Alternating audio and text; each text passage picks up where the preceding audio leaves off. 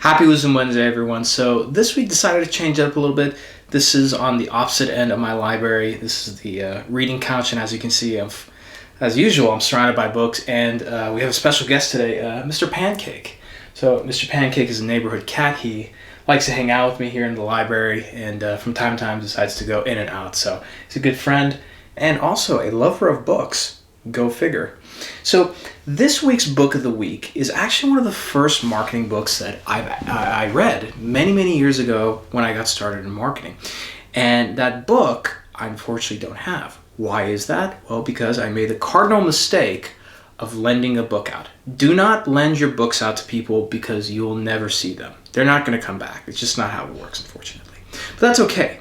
I went and checked it out at the library, and also re-listened to it on Audible, and of course fortunately found my notes on it. And the book of the week is Contagious, Why Things Catch On by Jonah Berger. Jonah Berger put together this fantastic book, and I remember when I first came out of medical school, I didn't want just a book on marketing. I wanted a book that talked to me about marketing, but more specifically persuasion, and involved a lot of research.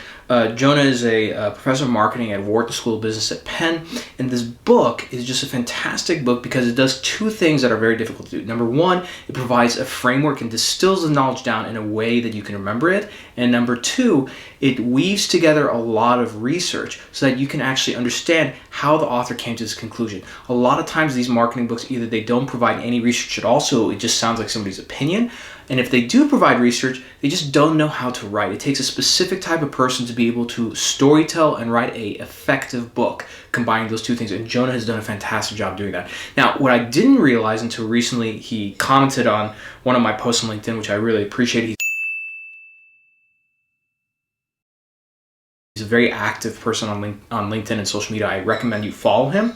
But he actually has a new book out called The Catalyst, How to Change Anyone's Mind. So I actually just picked this up at one of my favorite bookstores here in the Bay Area. That's Green Apple Books. It's iconic. It's been there since 1967. I highly recommend you go check it out. So I'll be reading this book and hopefully reviewing it soon.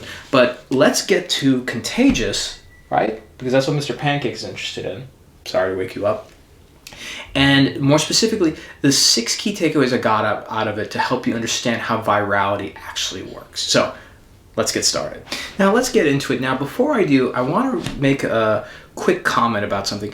These videos are not a replacement to purchasing the book. If you want true knowledge, you have to work for it. That's what wisdom is about. You have to earn it, right? So these reviews are specifically to supplement reading. They're not a replacement, okay? So that being said, here are the 6 principles when it comes to virality that Jonah had pulled together through hundreds of thousands of analysis on messaging, on products, on virality.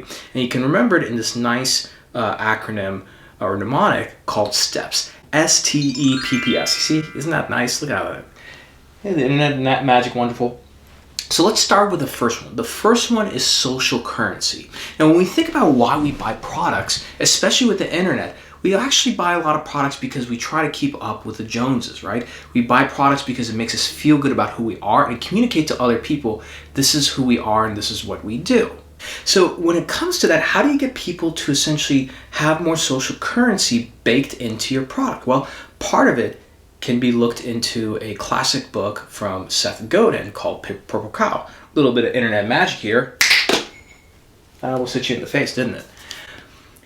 In Seth Godin's Purple Cow, he talks about what it means to essentially be a purple cow, something that's remarkable. And I think that's the most important part when it comes to developing social currency, is to look at your product and your service, even your own company, and ask not necessarily what makes us unique and different, because now that's features and benefits, but what really makes us stand out. It could be a quirky culture, kind of like what Zappos did, their intense focus on customer satisfaction, right? Or it could be something very specific to your product, right?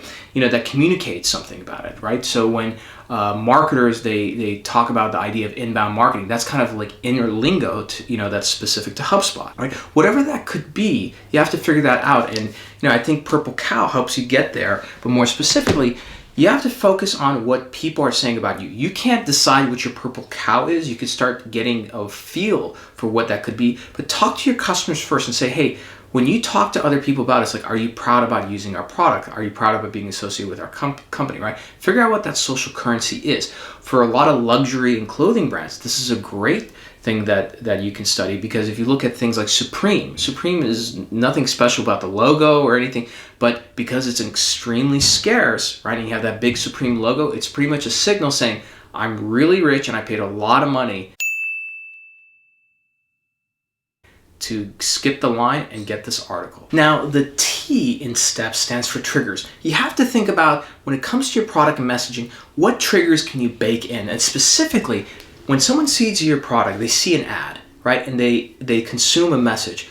You have to bake in a trigger so that when they go back to their usual day-to-day activity, their life, there's something in there that's going to trigger them to think about your product. Look at Kit Kat. Kit Kat was never really associated with drinking coffee, but way back, I believe in the 80s and 90s, when they would do those commercials on Kit Kat, they would always do it when someone's drinking coffee, right? Come on, let's have a break. Let's have a Kit Kat. Make it a perfect coffee break with Kit Kat. Crisp, light. Always, if there's a Kit Kat commercial, you can bet that there was somebody drinking coffee in that commercial with a Kit Kat. And of course, after doing this so much, the trigger was whenever someone saw a cup of coffee, they're like, oh, I should have a Kit Kat with that. That by itself lifted Kit Kat sales by about 8% total. Now, the E in STEPS stands for emotions. Now, whether you want to believe it or not, we all make our decisions emotionally. Even the ones we think that are logical, we actually made our minds emotionally, and we're just using logic and reason and objectivity to sort of reverse engineer back as to why we made this decision. So when it comes to emotions, finding things that raise emotions will increase virality. Whether it's something that gets people angry, gets people happy, right? Those are the kind of things. And we can look at another great book in Persuasion and Marketing that help us understand this. Looks like it was under pancake. Win Bigly by Scott Adams. And when you look at this book, which talks about the 2016 election, Scott Adams has a persuasion stack where essentially he ranks all the pieces of persuasion in terms of most persuasive to least persuasive. And when you look at it, it makes complete sense. Number 1, 2, and 3 are in this order. Number 1, big fear. Number 2, identity. Number 3, small fear. Again, things that have a lot of emotions baked in. If you promote or attack someone's specific identity, whether there are bikers who are really into Harley Davidson or they're CrossFitters, right? People have an emotional arousal when it comes to these kind of things, and they're more likely to engage, react, and share. The P in STEP stands for public. Finding a way to bake in different approaches to make something very public and accessible is super important, because once a transaction is done, let's say someone adopted a product, you want to make sure that you have ways to make it public. So in my world, when it comes to medical devices and surgical robotics, a lot of it was events, at a conference or online, showing surgeons adopting and using a robot. Here's a better example. When it came to PayPal, anytime PayPal, when they first started, when they were trying to increase traction, if a seller or on eBay accepted PayPal, they gave them a little icon to put there so that people can start seeing more and more of these PayPal symbols, right, and getting more used to it. The biggest thing is that whenever you're dealing with a product to increase virality, think about the moment you get past it. How do you make it more public so that way it stays on the person's mind? You have this residue that's there even after the person purchased it. Think about the yellow Livestrong bracelets, for example. Find a way to stick around and be public at all times. Now, the second P in STEP stands for practical value. What does that mean? Well, if we think about social currency as something that's important about the sender, right? Social currency means when I buy this product and I talk about it, it makes me feel good, right? And it boosts my social currency among my group. Practical value has to do with the information receiver, right? And so when it comes to that, that's where we have to think about what is the practical value of this information being received and how is it going to be perceived and understood? This is where understanding your customers and talking to them more specifically will help you illuminate this. Now, of course, we can look to, excuse me, Mr. Pancake, sorry. Another classic book, which I purchased way back before 2015, probably back in 2013, I think even, is Roger Dooley's Brainfluence, which is a fantastic guide to neuromarketing. And Roger talks about practical value in a different way, but very much in line with what Jonah says, which is, if you think about things like discounts, right, and pricing, how does that affect the buyer? So something simple that Jonah had done a lot of research on is when it comes to percentage and dollar amount for discounts, which one applies. And it turns out when they did the research that if the price of the item is $100 or less, that's when percentage discount is going to have the most impact. But if the dollar amount for the product is above $100, right, that's where the actual dollar amount has more persuasive value. So again, practical value ends up being the information receiver. How are they going to receive that information? And more importantly, how's that going to nudge them to take the next action? The most important thing you can think about practical value is that of all the steps, or of all the principles in steps, practical value is probably the easiest one to apply because it's something that you have control of and you can apply literally right away. And finally, the last principle of steps is S, which stands for stories, right? And again, this goes back to what we talked about before, which is humans are emotional beings, right? Emotions are energy in motion, right? It has to do with stories, right? You're not really moved by data, right? Otherwise, if that was the case, it'd be very easy to persuade people. You just run a study, you show the data and the numbers, and that's it. Look at COVID-19. How much data was presented and how divided were we based on our decisions on how we should act about it, how we should think about masks, how we should think about vaccinations and all these things.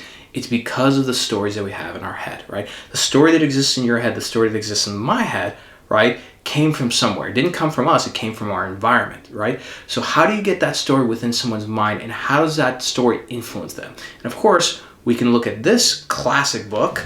That was impressive, right? Wasn't that impressive? That was impressive. Which is Persuasion by Robert Cialdini. And of course, Robert Cialdini did the classic influence. Internet magic. There it is. Which talks about the 6 principles of persuasion. And his next book, Persuasion, which talks about the moments that you have before the moment of persuasion. What do you do? And one of the big factors he talks about is this idea of unity, which means how do we identify and band together as a group? And again, think about Scott Adams' book, Win Bigly, right? Identity, right? All these things are wrapped around in stories. And so when it comes to your product, especially in the tech world, we focus too much on products and features, right? And if you think about when it comes to marketing, you're not selling a product or feature, right? If you're selling a software that helps somebody increase the revenue of their business, right? It's not exactly that you're selling the software, right? It's not that you're selling the outcome, which is increasing the money.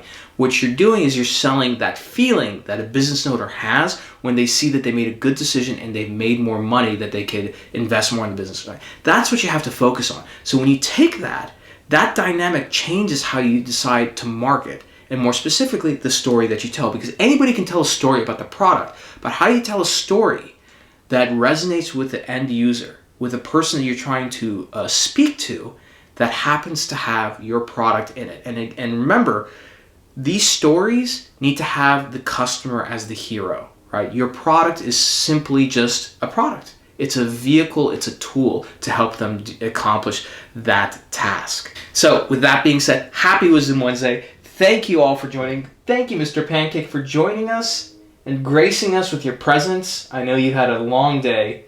And as always, hey, we'll see you next week. Bye for now. That's your book of the week. Happy Wisdom Wednesday. And as always, we'll see you next week. Mr. Pancake, thanks for gracing us with your presence. High five. All right. He doesn't care.